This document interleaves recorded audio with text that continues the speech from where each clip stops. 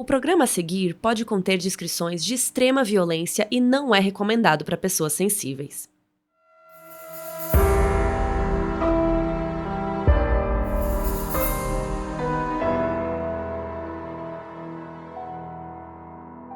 Gente, hoje temos um aviso importante, porque o modus operandi vai mudar. É isso aí, gente. O Modus, ele nasceu em janeiro de 2020 e desde então a gente já passou por muitas fases. E agora, em 2025, chegou o momento da gente começar uma nova. A partir de agora, o podcast vai ter uma parte de conteúdo exclusivo para apoiadores.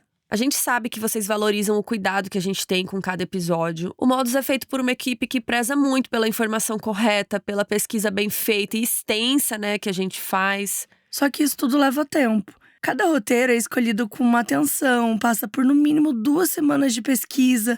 Depois tem revisão, gravação, edição. É uma galera envolvida em cada uma das etapas. E nos últimos anos, a gente teve o apoio de marcas grandes, né, como a Wonder recentemente.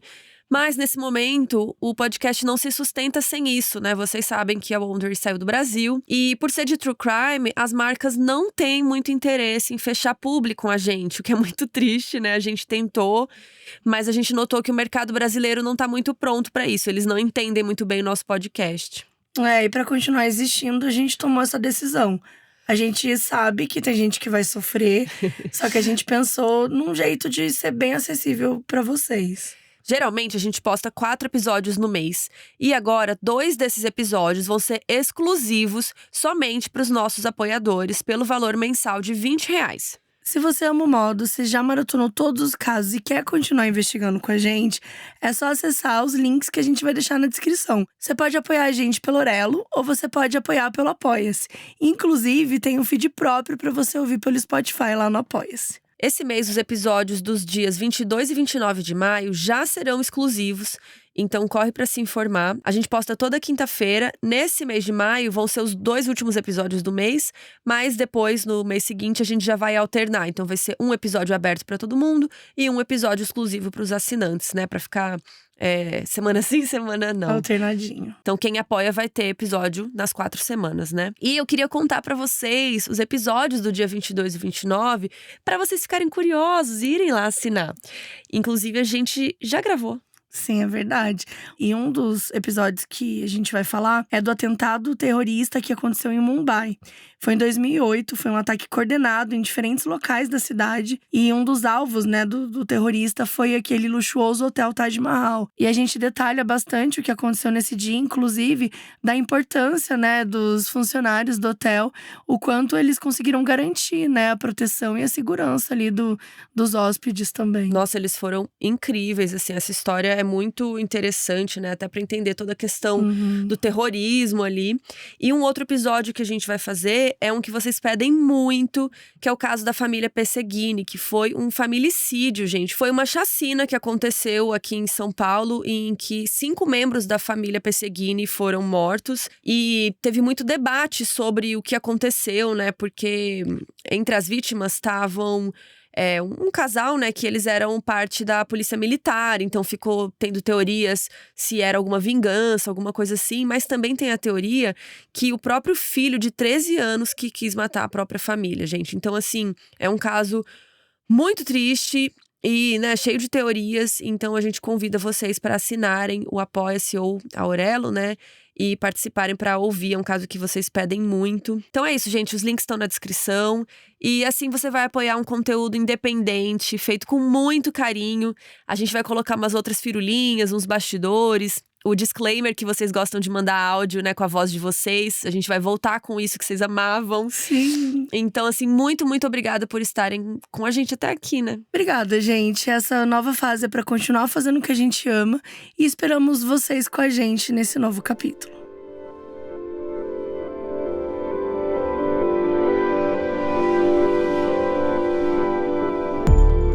Eu sou a Mabê. E eu sou a Carol Moreira. Lacey tinha o sonho de ser mãe, mas o seu marido não queria ter filhos. Depois de muito insistir, ela conseguiu convencê-lo e começaram a tentar. Só que, quando a Lacey estava com 8 meses de gravidez, ela desapareceu.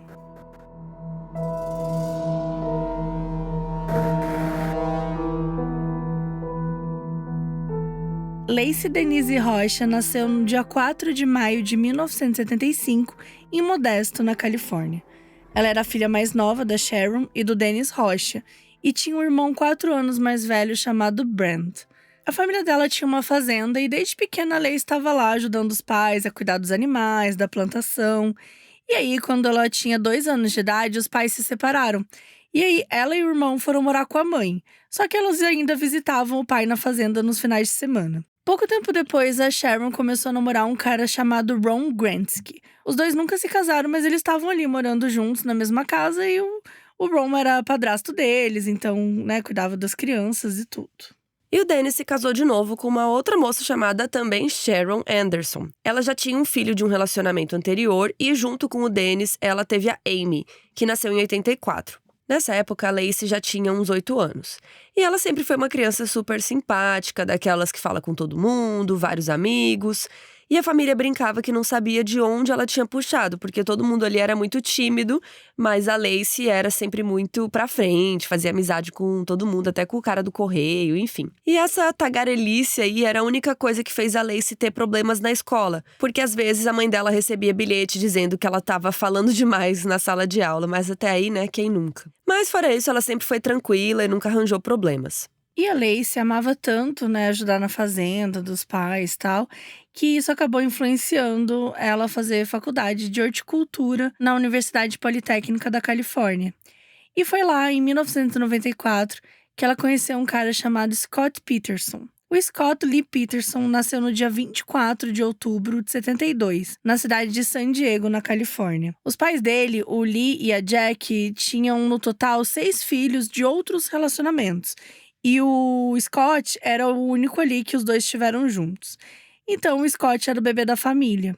Apesar disso, ele não era aquele estereótipo de mimado, e pelo contrário, assim, ele era uma criança super tranquila, tirava notas boas, adorava esportes, era super obediente. E desde novinho ele começou a jogar golfe com o pai e se apaixonou pelo esporte. E aí, durante um tempo, ele até pensou em jogar golfe profissionalmente, né? Porque no ensino médio ele era um dos melhores jogadores ali da Liga Juvenil de San Diego. Só que o pai dele convenceu que, isso é meio incerto, essa carreira, não sei. Sabe, aquelas coisas de pais. E daí o Scott resolveu estudar administração, mas voltado para agricultura. Em 1990, ele entrou para a faculdade do Arizona com uma bolsa de golfe, mas não demorou muito para ter que pedir uma transferência. Um amigo do Scott, que também jogava golfe, foi visitá-lo na faculdade e os dois saíram para beber, só que os dois ainda não tinham idade legal para isso ainda, né? Quando o treinador do time de golfe ficou sabendo, ele expulsou o Scott do time. E aí, sem a bolsa, não tinha como ele continuar estudando lá. Então ele pediu transferência para a Universidade Politécnica da Califórnia, a mesma que a Lacey estava estudando. E aí o Scott trabalhava numa cafeteria, que a Lacey frequentava, porque ela tinha uma amiga que também trabalhava lá. Aí, depois de algumas vezes daquela paquera e tal, a Lacey resolveu tomar uma atitude e escreveu o número dela num guardanapo, bem old school, e deixou na mesa do Scott para ele pegar. Só que ele não percebeu que o número dela estava lá e jogou o guardanapo fora. E aí a Lacey teve que ser um pouco mais direta da próxima vez e entregou o papel na mão dele, para não ter perigo dele não ver. Toma aqui, querido. Meu número, deixando claro. Bom, então ela tava bem apaixonadinha pelo Scott ali no início, assim. Ela até chegou a dizer pra mãe no começo do relacionamento que ela tinha conhecido o cara, que ela iria se casar. E o Scott também fazia de tudo pra deixá-la feliz, sempre levava pra jantar, mandava flores. Eles começaram a fazer várias viagens juntos. E aí, quando a Lacey foi conhecer a família do Scott, todo mundo comentou como ele também estava completamente apaixonado por ela, porque nunca tinham visto ele daquele jeito e tal. Então, tava rolando aquele amor, e aí eles receberam a Lacey de braços abertos e tudo. Depois de 2 anos de namoro, o Scott pediu a Lacey em casamento, e eles combinaram de se casar depois que ela se formasse na faculdade.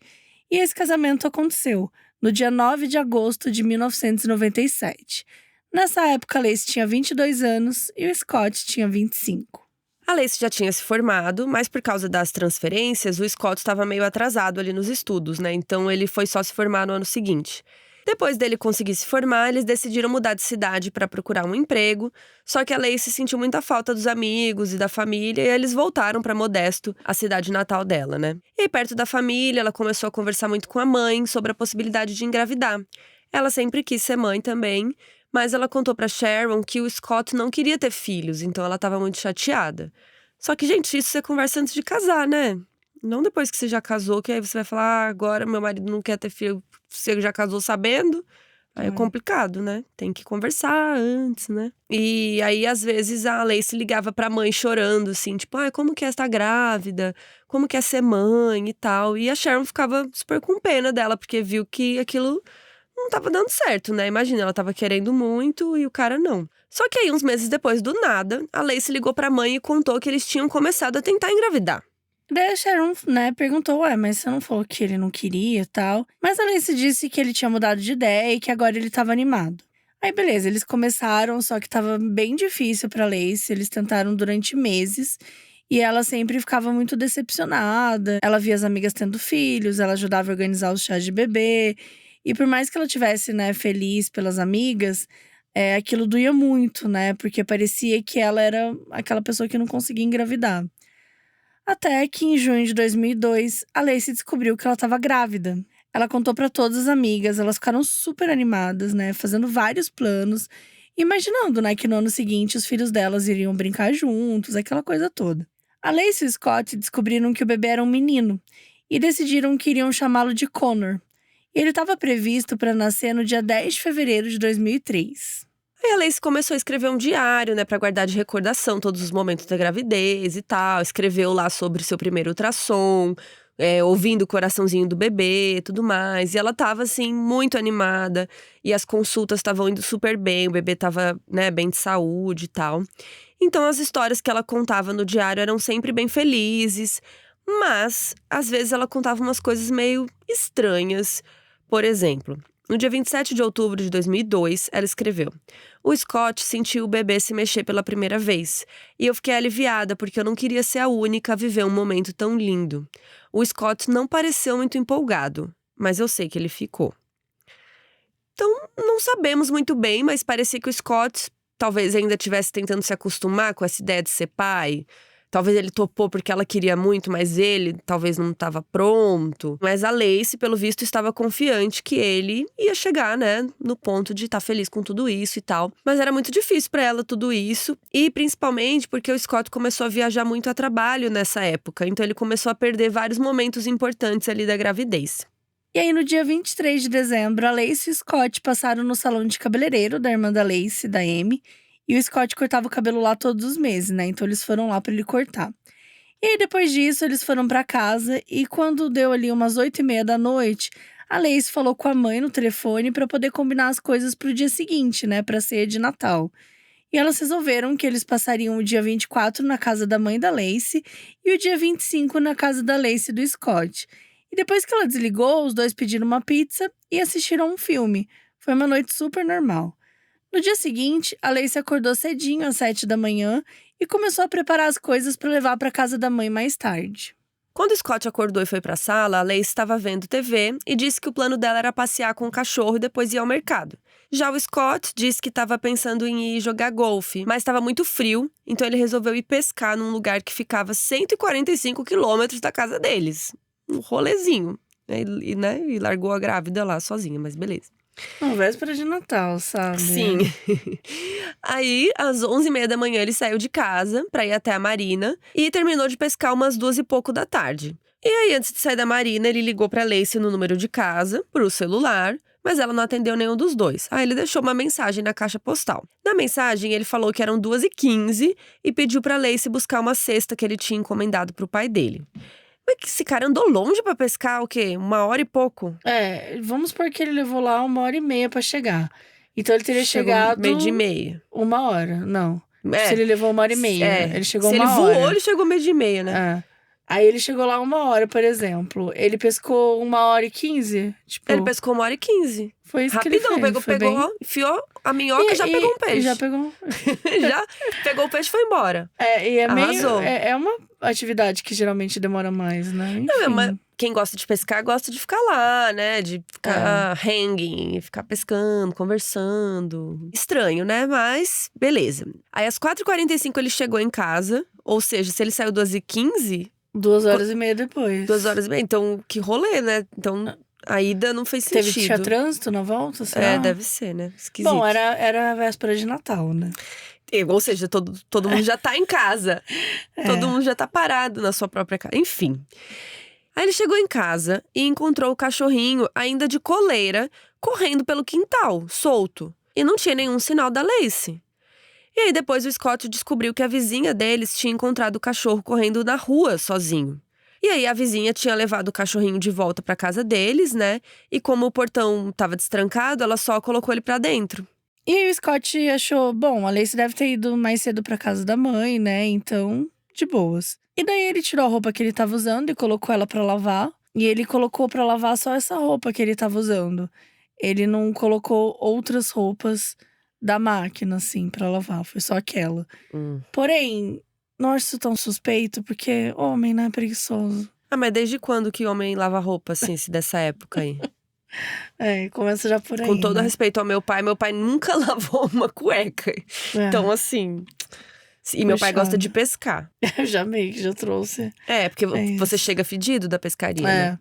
Tem todo esse rolê. E aí, ele pôs a roupa pra lavar, beleza, e foi tomar banho. Ele pegou alguma coisa pra comer. E quando foi 5h20, ele ligou pra Sharon pra ver se ela sabia onde a Lacey estava. A Sharon disse que não. E ele falou, se ela não tá aí, então ela tá desaparecida. E daí, gente, a mãe ficou desesperada, né? Como assim desaparecida? E daí ele explicou que ele tinha chegado em casa depois de jogar golfe. E que ele tinha encontrado o cachorro do lado de fora da casa sem a Lacey. E a mãe disse pra ele ligar pras amigas pra ver se alguma delas sabia de alguma coisa, né? Talvez ela tivesse ido visitar alguém. E sim, gente, quando ele ligou pra mãe, ele falou: acabei de chegar de casa depois de jogar golfe. Ele não falou nada sobre pescaria. As amigas falaram que não tinham a visto naquele dia, então o padrasto da Lacey ligou pra polícia, contou tudo. E a casa deles ficava muito perto do parque onde a Lacey passeava com o cachorro. Mas o caminho pra ela voltar pra casa era meio íngreme, e a grama às vezes dava uma escorregada, assim, pra andar. Então todo mundo ficou preocupado, né? Porque ela tava com uns 8 meses de gravidez, ela podia ter sofrido um acidente, passado mal. E aí a polícia mandou imediatamente alguém até a casa pra pegar o depoimento do Scott, pra entender a situação. Aí quando o detetive chegou, o Scott falou, né, que ele tinha saído pra pescar e tudo mais.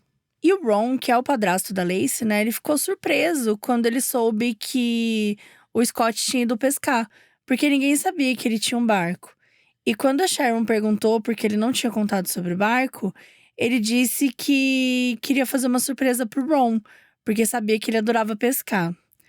Só que assim, isso não fez muito sentido pra ela, porque ele não ia dar o barco pro Ron. Então, tipo, qual que é a surpresa? Surpresa, eu tenho um barco? Ele é meu? Tipo… sabe? Parecia que ele tava meio que… Uma história estranha. Uma história esquisita, sei lá, tava mentindo. Sendo que pra mulher antes ele tinha falado golfe também, né? X. Aí o detetive pediu pra dar uma olhada na casa e no carro. E o Scott mostrou as coisas da Lacey, tudo lá e tal. Ela tinha deixado a bolsa com a carteira, com o celular.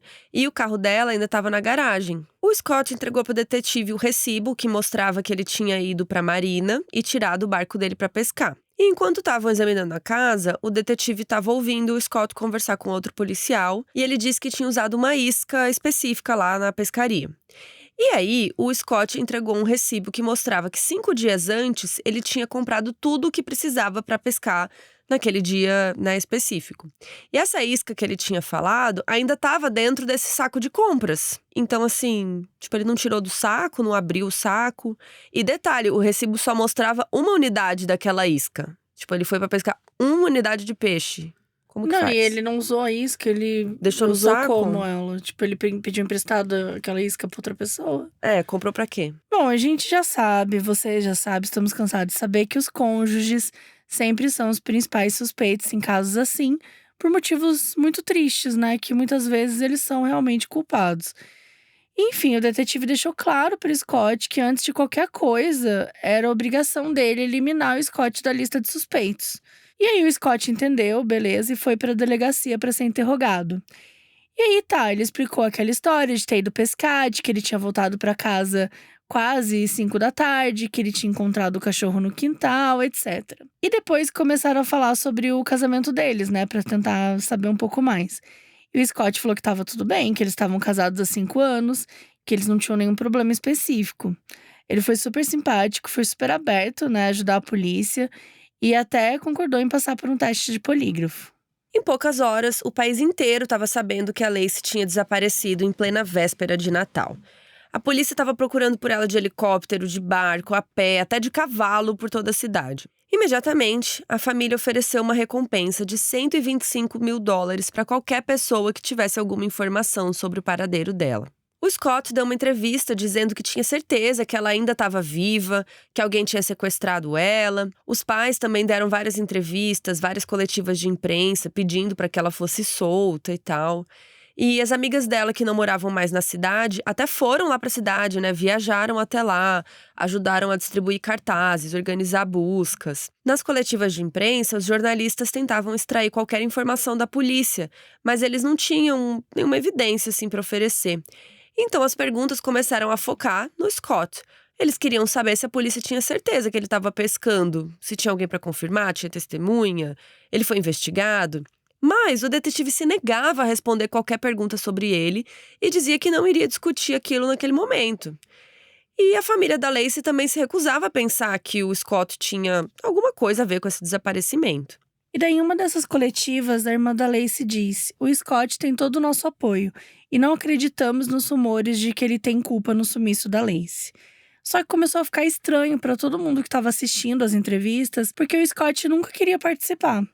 Então, enquanto a família dela e as amigas aproveitavam todas as chances, né, de aparecer no jornal para falar sobre o caso, o Scott nunca aparecia. Ele nunca falava nas coletivas, ele raramente ficava no palco junto com a família. E quando ele era mencionado pelos jornalistas, ele simplesmente se levantava e ia embora. E com o tempo, o comportamento dele foi ficando suspeito, não só para o público, mas para a polícia também. Isso tudo, gente, toda essa percepção, essa sensação, isso que eu tô falando parece que é uma coisa de meses, mas é de um dia. Dia 24 foi a véspera de Natal, quando ela desapareceu, né? E aí já teve coletivo e tudo mais, e no dia 25 também. E aí no dia 26, o detetive responsável pediu pra ver os computadores e os celulares que tanto o Scott quanto a Lacey tinham em casa, pra ver se encontrava algo suspeito. Talvez ela tivesse recebido mensagem, né? Ou então rolou uma briga que ninguém sabia, enfim. Só que o Scott se recusou a assinar a autorização. Ele disse que ele precisaria de um advogado pra isso e que ele estava ofendido com o pedido, porque a polícia não estava confiando nele. Apesar da polícia não ter um mandado pra isso especificamente, eles tinham um pra revistar a casa e os carros. Então, pelo menos já tinham um ponto aí pra procurar, né, alguma pista. E aí, nesse mesmo dia, os vizinhos da frente da família chegaram em casa de viagem e descobriram que a casa deles tinha sido assaltada. Eles tinham ido viajar no dia 24 de manhã cedo e voltaram no dia 26. Então, né, aconteceu aí nesse espaço de tempo.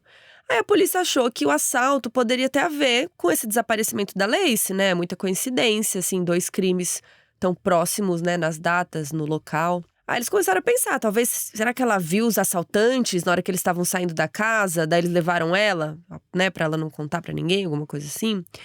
Só que no fim, gente, acabou sendo fácil encontrar os assaltantes.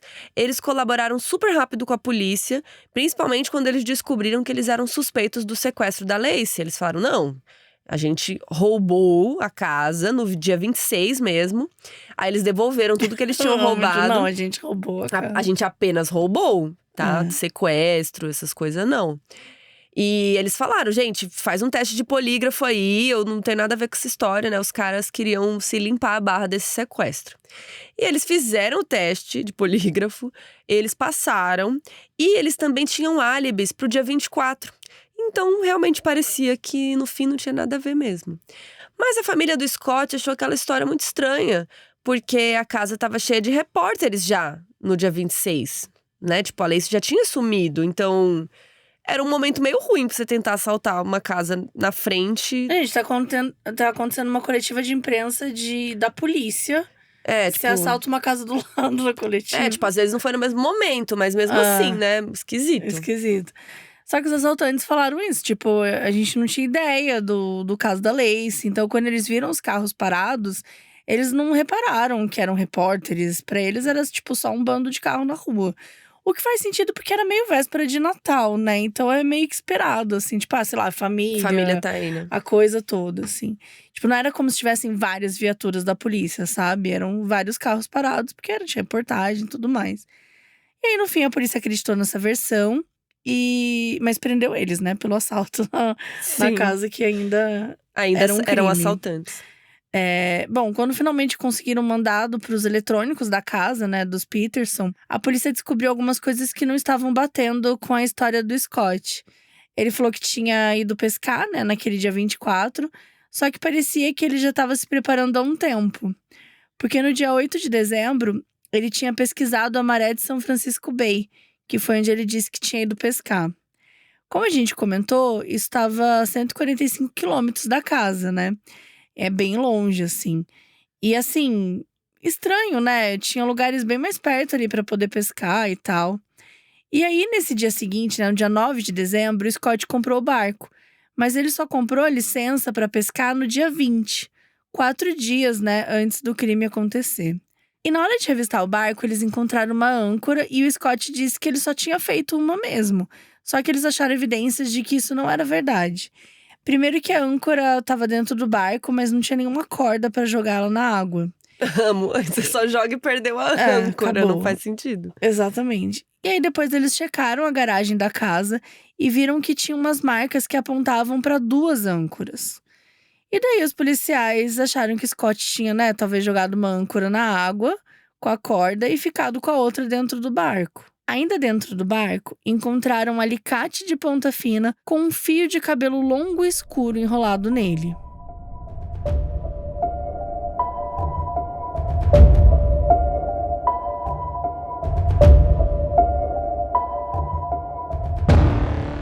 No dia 30, 6 dias depois do desaparecimento, a polícia recebeu uma ligação de uma moça dizendo que o Scott era… Vocês estão sentados?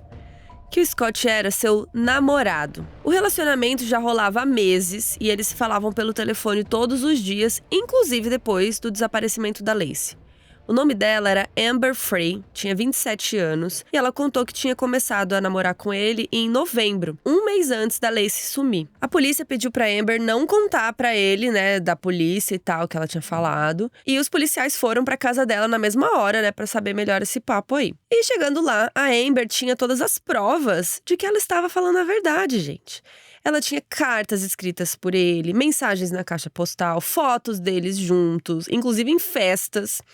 E inclusive em uma festa com tema de Natal já, assim, que tinha rolado antes, no dia 14 de dezembro. Tá bom pra vocês? A Amber contou que em novembro de 2002, uma amiga, né, foi apresentar ela pra um cara.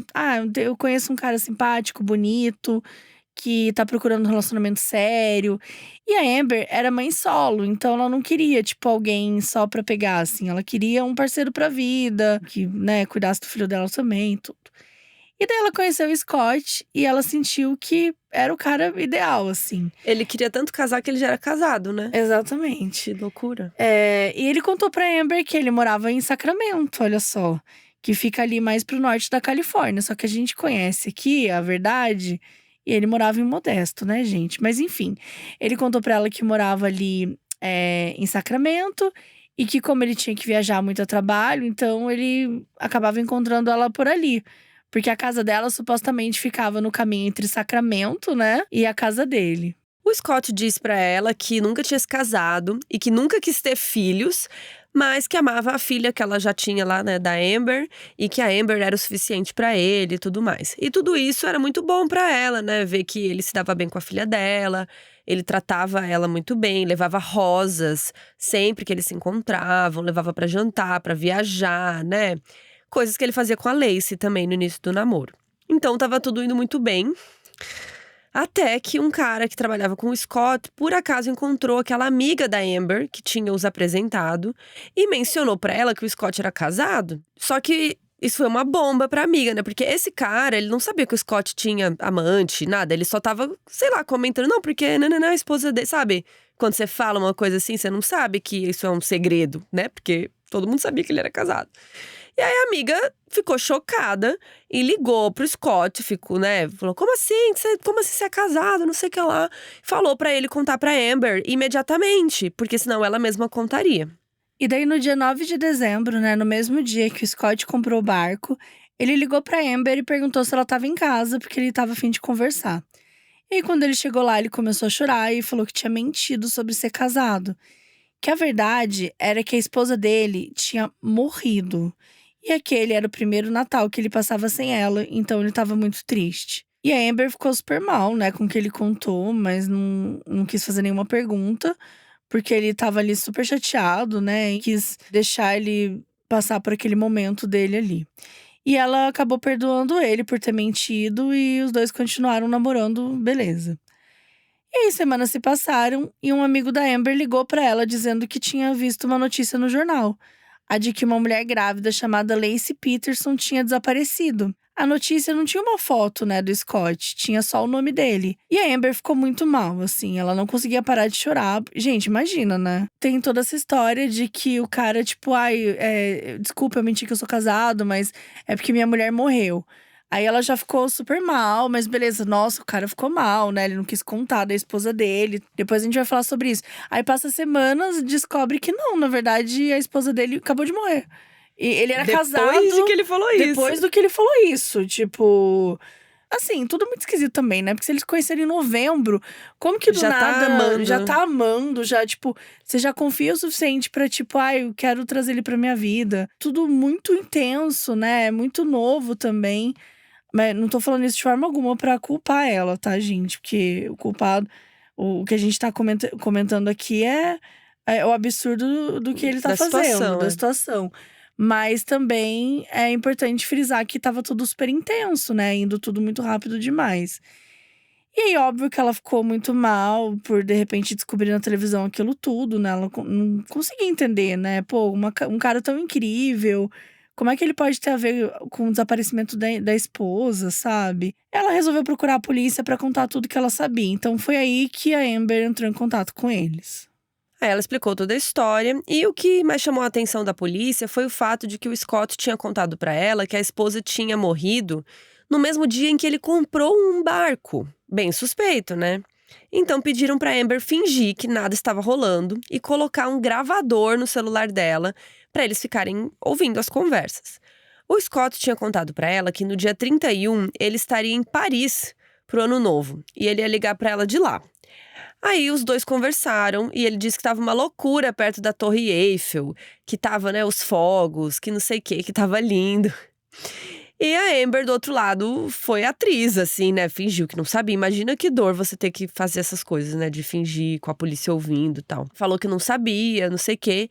E, na verdade, ele tinha passado o dia todo num evento em homenagem a Lacey. E toda vez que ele ligava, a Amber ficava muito nervosa, né, gente? Com medo de deixar escapar alguma coisa e tal. Mas a polícia elogiou muito ela, eles não deram nenhum roteiro pra ela falar. Em nenhum momento ela parecia estranha, né, ou como se soubesse de algo. Então ela foi super bem aí nessas conversas. No dia 3 de janeiro, o detetive chamou o Scott até a delegacia e mostrou a foto dele com a Amber na festa de Natal. E ele, gente, na maior cara de pau, respondeu: "Você não acha que sou eu, né?" Gente, Hã? Oi? Daqui a pouco vai meter um irmão gêmeo no meio do rolê.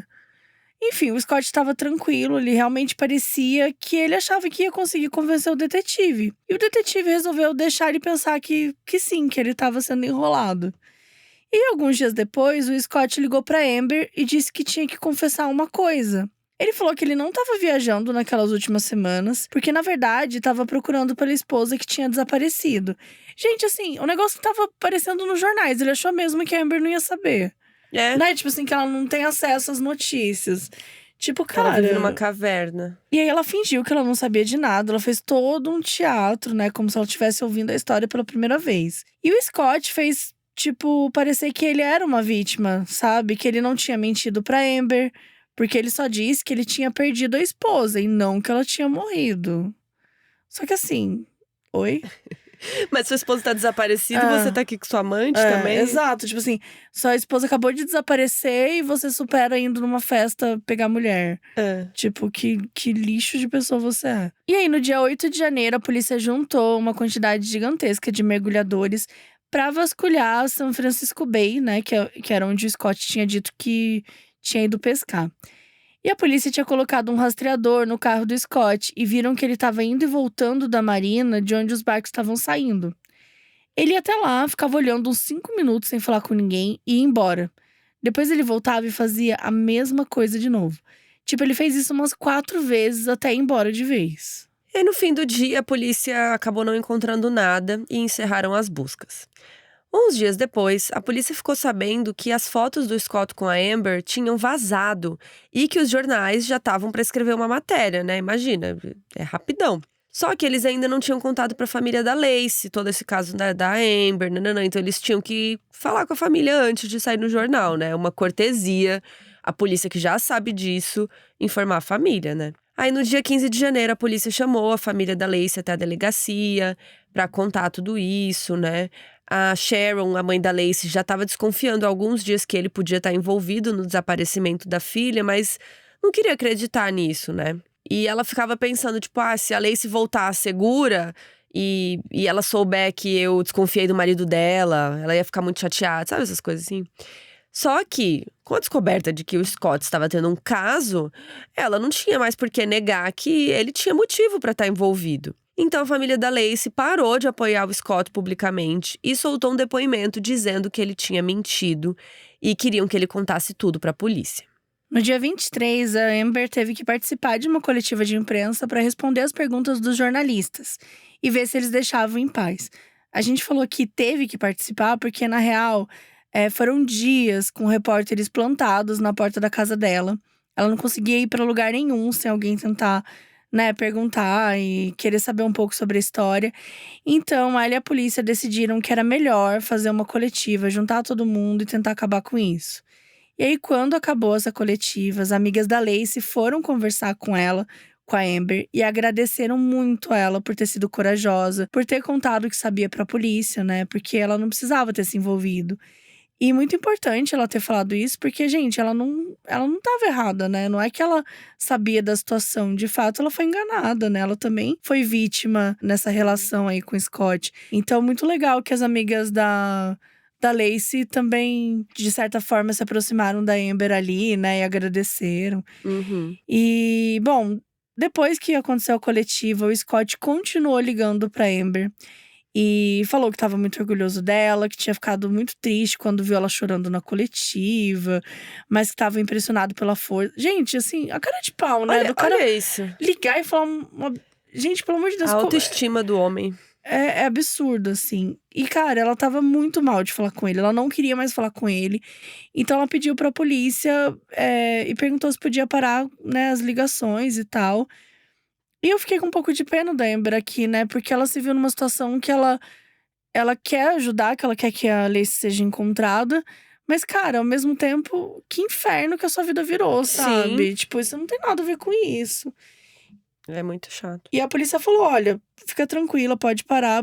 Até porque agora que o Scott sabe, né, que a Amber já falou sobre isso, não tem por que ele confessar alguma coisa pra ela, né? Porque a polícia até então…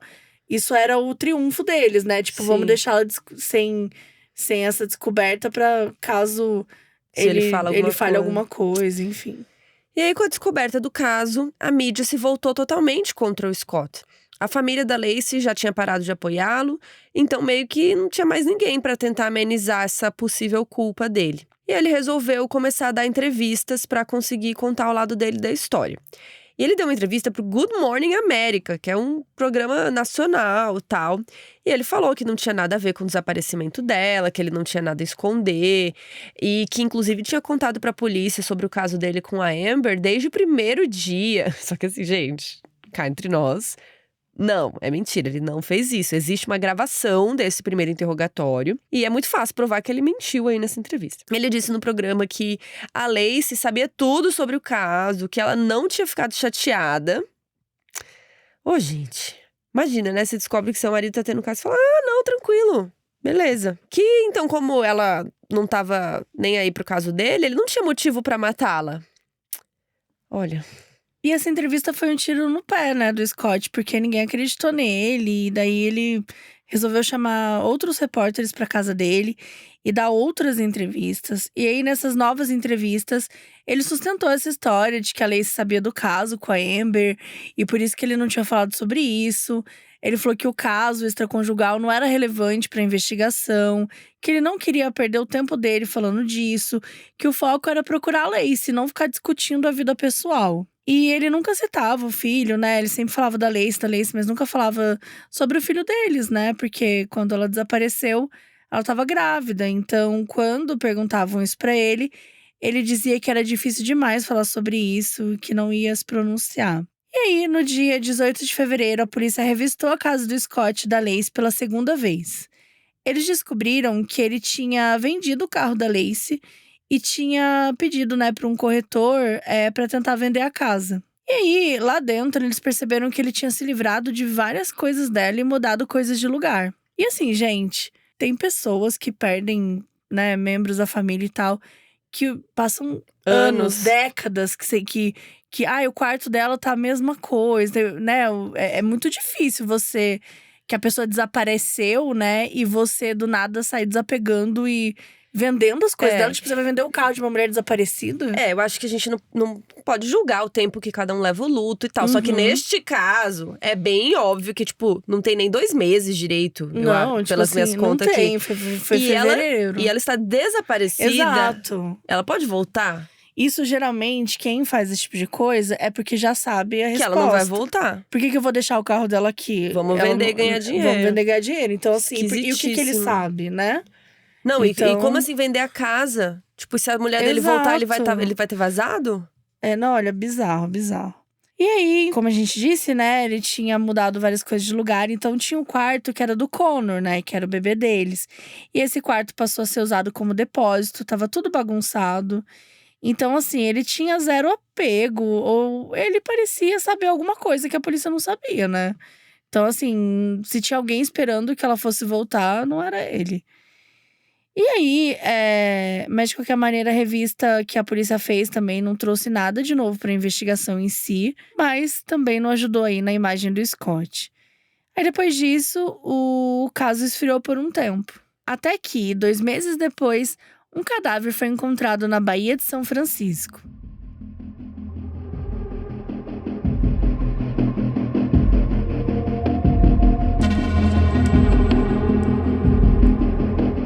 No dia 13 de abril, um casal andando com um cachorro encontrou o cadáver de um feto na costa da Baía de São Francisco.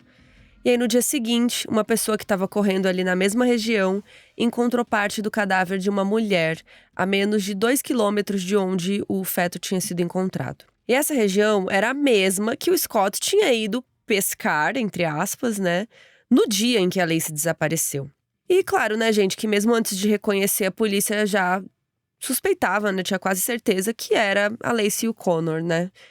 A teoria da polícia é que o Scott tinha matado a Lacey dentro de casa, provavelmente sufocada, pra não fazer uma bagunça assim de sangue, né, porque eles não encontraram sangue. E depois ele teria colocado ela no barco, dirigido até a marina e feito o caminho que ele admitiu que tinha feito quando estava indo supostamente pescar. E aí, quando ele teria chegado longe lá o suficiente, teria jogado ela na água, amarrada em uma âncora, com a esperança de que ela não fosse boiar. E aí, lembram daquele fio de cabelo que foi encontrado em um alicate no barco do Scott? Então, como o caso passou de desaparecimento para homicídio, a polícia finalmente pôde mandar testar aquele fio de cabelo e descobriu que era da Lacey. A Lacey foi encontrada sem a cabeça, sem os braços, sem uma parte das pernas. O corpo estava muito decomposto. A falta dos membros gerou a possibilidade de que talvez o Scott tivesse desmembrado ela antes de jogar na água, mas a autópsia descobriu que não foi o caso. Isso provavelmente aconteceu porque ela estava amarrada na âncora pelos braços e pernas, então tinha esse peso puxando ela para baixo. E então, quando a decomposição começou, os membros provavelmente ficaram presos e o resto do corpo boiou. Também foi constatado que o Connor provavelmente morreu dentro do corpo dela e que ele foi encontrado do lado de fora por conta da decomposição também. Antes de sair o resultado do exame de DNA, né, confirmando que tinham mesmo encontrado a Lacey e o Connor, a polícia emitiu um mandado para a prisão do Scott. E eles olharam o rastreador, né, que eles tinham colocado lá no carro, só que quando eles encontraram o veículo, não era ele que estava dirigindo. Era uma pessoa X que a polícia não divulgou a identidade. Só que a polícia também tinha uma escuta no celular do Scott e descobriu que, na real, ele estava em San Diego, numa outra cidade na Califórnia, né? Que ficava 1 hora de carro da fronteira com o México. A polícia achou que talvez ele estivesse planejando uma fuga. E bom, a gente contou, né, que a família dele era de San Diego, então a polícia foi direto para casa da família dele. San Diego fica a umas 6 horas de Modesto de carro, então demorou um pouco para a polícia chegar. Aí eles chegaram na cidade e a polícia começou a seguir o carro que o Scott estava dirigindo, só que ele percebeu e tentou despistar os agentes. Os policiais sabiam dessa tentativa porque ele estava no telefone com a família e eles conseguiam ouvir a ligação, né? Então, tava tudo bem óbvio, assim. Só que o Scott achou que era um repórter que estava seguindo ele. Ele não fazia ideia de que era a polícia. Aí, quando finalmente conseguiram parar o carro, o Scott estava completamente diferente, gente. Ele já tinha se disfarçado, ele estava com o cabelo e a barba pintados de loiro. Olha a audácia. E a primeira coisa que ele disse quando saiu do carro foi: por favor, me diz que não era minha esposa e o meu filho. Começou a se fazer de desentendido. Só que ele já tinha pintado o cabelo, gente. E dentro do carro dele tinha basicamente um kit de fuga. Tinha $15 mil em dinheiro, 5 celulares, várias facas, cartões de crédito e uns potes de Viagra. As prioridades da pessoa. Aí, no caminho de volta para Modesto, os policiais receberam a ligação do exame de DNA, tal, né, que tinha saído, e que realmente era a Lacey e o Connor. E aí eles contaram pro Scott e nada, gente, ele não esboçou nenhuma reação. De San Diego até Modesto, foram eles lá nas 6 horas de viagem. Então eles tiveram que parar para reabastecer em um momento ali. E um dos policiais saiu do carro para comprar alguma coisa ali, né, um lanche e tal. E o Scott perguntou onde que ele estava indo. Ele disse, né, tô indo ali comprar uma comida. Aí o Scott pediu um cheeseburger com batata frita e milkshake. E assim, você acabou de saber que sua família morreu e você tá lá pedindo milkshake, sabe? Não chorou, não esboçou nenhuma reação. Sendo que quando a polícia chegou ali, ai, por favor, não fale que é minha família. Tá tudo muito estranho. Eles chegaram em Modesto ali por volta das 11 da noite do dia 18 de fevereiro. E já tinha, assim, uma multidão esperando na porta da delegacia. Milhares de pessoas com cartazes chamando ele de assassino, repórteres, né, aquelas câmeras para filmar a chegada, enfim. Os policiais disseram que nunca tinham visto nada, né, igual aquilo. O Scott ficou 3 dias preso até a audiência, quando ele se declarou inocente pelo assassinato da Lacey. E nessa audiência ele foi representado por um defensor público, só que depois ele contratou um advogado, o Mark Geragos. E o Mark era o mesmo advogado que estava defendendo Michael Jackson das acusações de abuso de menores. Ele acabou cuidando dos 2 casos juntos por algum tempo, mas aí depois o próprio Michael Jackson meio que demitiu ele, porque ele queria uma atenção total de um advogado. Então ele falou: quero um advogado que cuide só desse caso pra mim. E aí o Mark foi dispensado pelo Michael Jackson e ficou aí no caso do Scott, bizarro. A Lacey e o Connor foram enterrados juntos no dia 30 de agosto de 2003, 4 meses depois de terem sido encontrados. A pedido da família da Lacey, a lápide deles não tem o sobrenome Peterson, né, que era o nome da família do Scott, né, e sim o Rocha, que é o sobrenome de solteira dela. O julgamento foi marcado para o dia 1º de junho de 2004, ou seja, o Scott ia passar mais de 1 ano preso até lá. Inicialmente, ele tinha sido acusado só pelo assassinato da Lacey, mas uma nova lei mudou isso. No dia 1º de abril de 2004, o presidente George W. Bush assinou a Connor's Law, que é uma lei que reconhece que fetos são uma segunda vítima no caso de ataque ou assassinato da pessoa grávida. Então, tem até outros casos que a gente já falou aqui que acontece isso, né? Que a pessoa é condenada por 2 assassinatos, né? E essa lei vale para qualquer estágio da gravidez. Então, além do Scott ser acusado de homicídio doloso da Lacey, ele foi acusado do homicídio culposo do Connor, seu próprio filho, né, que ainda não tinha nascido. O julgamento teve que mudar de cidade, porque a defesa achou que ia ser impossível o Scott ter um julgamento justo se todos os jurados, né, estavam ouvindo sobre o caso há anos. E com essa mudança, a defesa estava confiante de que ia conseguir que o Scott fosse inocentado, porque todas as provas do governo eram circunstanciais. Eles não tinham como provar onde, quando e como o assassinato aconteceu. Para eles, a maior evidência que eles tinham contra o Scott era o fato de que ele estava traindo a esposa, mas isso não tornava ele um assassino. O caso começou a ser muito comparado com o do O.J. Simpson, que tinha acontecido 10 anos antes. Inclusive, tem 2 episódios que a gente conta a história do O.J. Simpson. São os episódios 85 e 86, e é um dos casos mais famosos dos Estados Unidos, né? Assim como Scott, o O.J. foi acusado de matar a ex-esposa, e as evidências contra ele não eram muito diretas. O advogado do Scott, o Mark, era muito experiente, diferente do pessoal ali da promotoria, que cometeu erros básicos no começo do julgamento. Eles argumentaram que o Scott estava mentindo para a polícia desde o começo, porque ele disse que ele e a Lacey estavam assistindo ao programa da Martha Stewart na manhã do desaparecimento e que a apresentadora estava fazendo merengue, mas na verdade ela não estava. Só que a defesa passou o episódio que foi ao ar naquele dia e ela estava fazendo merengue. Então, tipo… E o que tem a ver a história do merengue, sabe? Tem tanta coisa que ele fez de errado e aí você vai falar isso. E o Mark também tinha uma estratégia ali de tentar intimidar as testemunhas, né? Pra elas se enrolarem na história. E a primeira foi o detetive Allen Bruchini, que tinha sido responsável pelo caso. Quando o Mark fazia uma pergunta, o Allen virava pros jurados pra responder, né? Tipo, olhando pra eles e tal. E aí o Mark já começava a gritar, falando que tinha que olhar pra ele, né? Pro advogado. E a promotoria protestou, disse que ele podia olhar para onde ele quisesse. Então Allen virou de novo para os jurados para responder. E o Mark gritou que ele estava com medo de olhar para ele. E assim, o Allen ele não se afetou com isso. Ele percebeu que o Mark estava tentando fazer um show e seguiu lá com o depoimento dele. Gente, o cara era advogado do Michael Jackson, assim. Sim. Então assim, sabe? É esse nível dessa galera, né? Essa galera que defende umas celebridades muito grandes, assim, é sempre… cabuloso, né? Sempre show, assim. O próprio O.J. Simpson que a gente fala… Assim, o caso do O.J. Simpson, ele é praticamente todo sobre advogados completamente descompensados. Bom, o Allen tinha acompanhado o caso desde o primeiro dia, né? Foi ele que interrogou o Scott todas as vezes.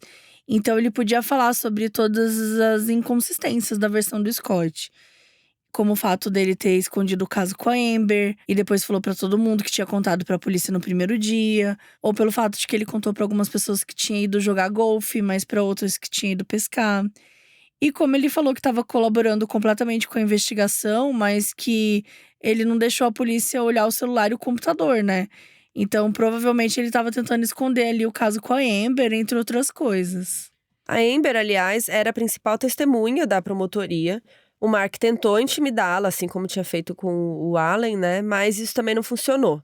A Amber manteve a história dela e as gravações das conversas com o Scott foram mostradas para os jurados, né? Provando que ela falava a verdade. E o Scott escolheu não testemunhar, mas as gravações estavam lá para mostrar o quanto que ele mentiu ao longo daquele tempo todo. Os jurados foram entrevistados depois do caso e comentaram que inicialmente eles não se importaram com o fato dele ter tido um caso, porque isso não provava que ele matou ninguém. Fato.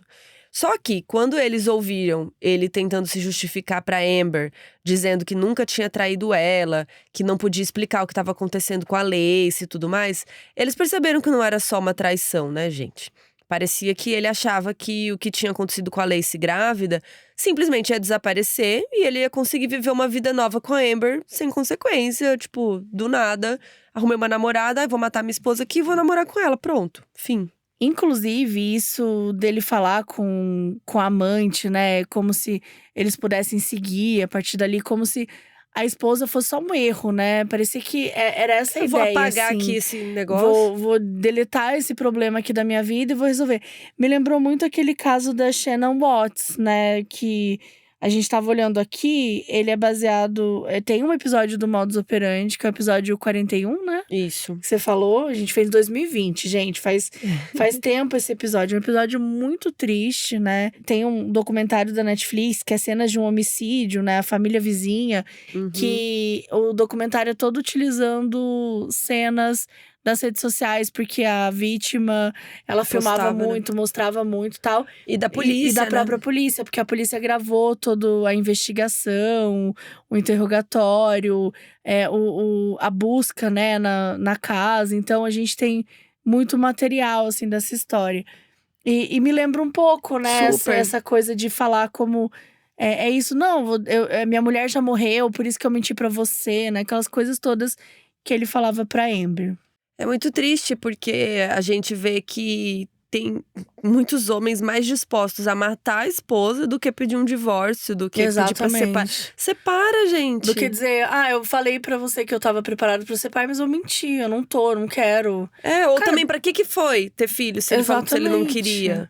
Fala a verdade, não… E é muita coisa que a gente fala… Até agora, tem uns caras indo viajar pra montanha pra se conectar com, sei lá… Nossa, gente, que eu nem sei que porra é essa. Que inferno de pagar milhares de reais. Isso, uns hétero aí. Porque traiu, não é? Um negócio de traição. Não sei se é de trair, eu sei que é uma coisa pro homem se conectar com o seu lado, sei lá o quê. Eu entendi que era de, pra eu não sei, chama Legendários, eu acho. Vamos ver.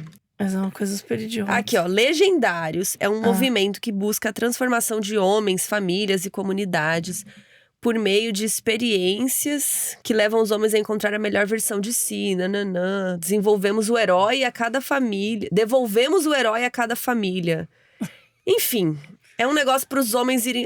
chama Top Warriors, a viagem. Não. Que é pro homem… Basicamente, é pro homem fazer uma terapia. Né? Porque só que aí é um jeito masculão de você de dizer, fazer… Você é foda. Isso. Você vai ser… Aí eles vão lá e choram e pronto. Aí eles resolvem uns problemas que estão entalados dentro deles. Porque não… O que custa fazer terapia? O que custa você falar a verdade? Gente, trabalhar a conversar. porra dos seus sentimentos desde o início da história. Tipo assim, eu não quero ter filho. E aí, o que a gente vai fazer? Entendeu? Pô, o Fábio Porchat não queria ter filho. Ele separou lá da mulher, ela quis Muitos seguir. casais se Muitos separam casais, infelizmente. Às vezes você ama a pessoa, mas ela quer uma coisa, você quer outra. Eu quero mudar de país, eu não quero. Acabou. Pronto. Acabou, separa. Às vezes você até gosta, mas não… Quantas vezes você não separa na vida porque vocês têm objetivos diferentes? Total. Entendeu? Você quer ser homem de verdade? Termina. Sim, é muito triste ver isso. Que os homens, muitas vezes, não têm… não tem instrumentos pra falar com a pessoa, não tem pra isso linguagem, mesmo. Sei lá, não tem como sentar e conversar, cara. É uma conversa. E é isso, aí tem que fazer esses trecos aí de legendários, pagar milhões pra ir viajar, pra poder simplesmente chorar e sabe, entrar em contato com o que você realmente pensa, sabe? É um absurdo, realmente. Pois é, gente, voltando aqui, né? A gente se perdeu um pouco. Mas voltando aqui, ele diz pra Amber lá no dia 9 de dezembro, que mesmo dia que ele comprou o barco, que ele perdeu a esposa, quando a Lacey só ia desaparecer, de fato, né, no dia 24. Então, aquela coisa toda dele ter comprado o barco, não contar pra ninguém, de falar pra Amber que tava indo viajar a trabalho no ano novo, né? Mas que quando voltasse, eles iam começar a vida deles juntos. Falou pra Amber que não queria filhos enquanto a Lacey estava em casa grávida. E quando ele supostamente chegou da pescaria no dia 24, ele viu o cachorro solto no quintal, né? Nenhum sinal da Lacey e não achou estranho. E outra, aquela coisa toda que a gente discutiu, né? Lavou só a roupa que ele tava usando, não lavou mais nada, ainda jantou. E só depois foi ligar pros pais da Lacey pra perguntar dela. Enfim. Natal. Sendo que o carro dela tava na garagem. Então, assim, você viu que o carro da sua mulher tá na garagem, você sabe que ela não tá lá. Tipo, ela foi a pé pra casa da mãe, carregando um monte de coisa. Então, assim, o fato é que tudo culmina pra que ele tava apenas criando vários álibis e vivendo uma vida normal depois de cometer um crime daqueles. Os jurados ainda tinham que analisar que ele foi pescar na mesma região que os corpos foram encontrados. Gente, essa prova, né? Imagina. Tinha um fio de cabelo dela num alicate dentro do barco que ele tinha usado. Enfim, né? Todos os fatos juntos davam a entender que ele era culpado. E os jurados também acharam isso. Eles acharam que o Scott tinha matado a Lacey para continuar o caso com a Amber, sem a pressão de ter um filho. E o Scott foi condenado pelo assassinato dela e do Connor no dia 12 de novembro de 2004. E alguns dias depois, fizeram a audiência para definir a sentença, né? Que lá nos Estados Unidos é separado. E aí, teve um testemunho da mãe da Lacey. E foi um testemunho muito forte. A gente pegou um trechinho aqui para vocês do que a Sharon falou. Você não querer mais a Lacey não te dava o direito de matá-la. Ela era minha filha. Eu confiei em você e você me traiu. Você traiu todo mundo. Você tinha a opção de ir embora. Você não tinha que matá-la. Você não tinha que matar o Connor.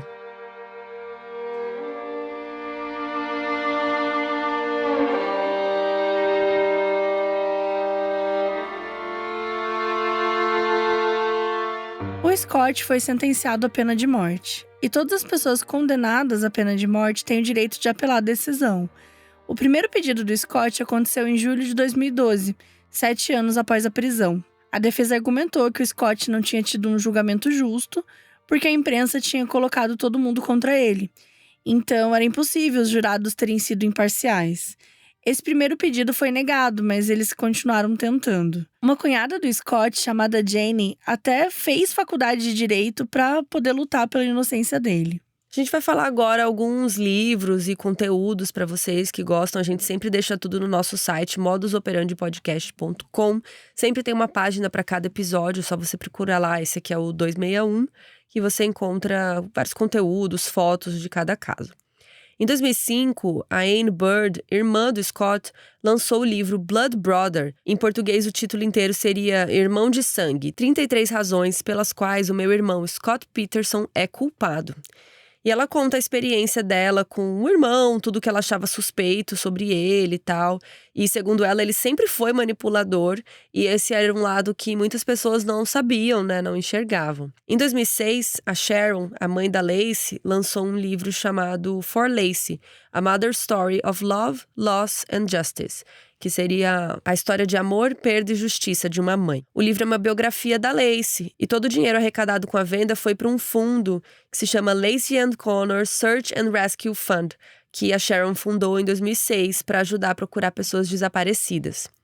E aí, em agosto de 2024, a Netflix lançou um documentário de 3 episódios que se chama Homicídios nos Estados Unidos, Lacey Peterson. Que aí conta com entrevistas da Sharon, né, da Amber Frey, né, da amante dele, da irmã. Inclusive, algumas pessoas que acreditam na inocência dele, né, uma outra irmã, a cunhada, né, contando o outro lado da história e tal. Em agosto de 2018, a defesa do Scott entrou com um pedido de anulação de julgamento. A defesa disse que o Mark tinha sido um advogado incompetente e não tinha apresentado evidências que poderiam inocentá-lo. Por exemplo, eles não conseguiram provar com certeza que o Connor tinha mesmo morrido junto com a Lacey, e nem a data exata da morte dela. Então eles estavam tentando dizer que ela poderia ter sido sequestrada, poderia ter tido o filho e depois ter sido morta também. Ele também não mencionou o assalto que tinha acontecido na casa dos vizinhos, enfim. A polícia não tinha provas de que os assaltantes estavam falando a verdade, nem que eles cometeram um crime no dia 26. Então poderia ter acontecido outros dias e tudo mais. Mas esse pedido foi negado e ele seguiu preso. A família do Scott ainda acredita em sua inocência e mantém a opinião de que os culpados foram aqueles assaltantes que roubaram a casa do vizinho. Mesmo 20 anos depois, eles ainda tentam provar a inocência do Scott. No dia 24 de agosto de 2020, a sentença de pena da morte do Scott foi anulada. A juíza tinha decidido que eles iam fazer uma outra audiência para determinar a pena do Scott, mas depois ela acabou mudando de ideia e tomou a decisão sozinha. Em dezembro de 2021, então ficou definido que a sentença pelo assassinato da Lacey seria prisão perpétua, sem possibilidade de condicional, e pelo assassinato do Connor, a pena era de no mínimo 15 anos de prisão.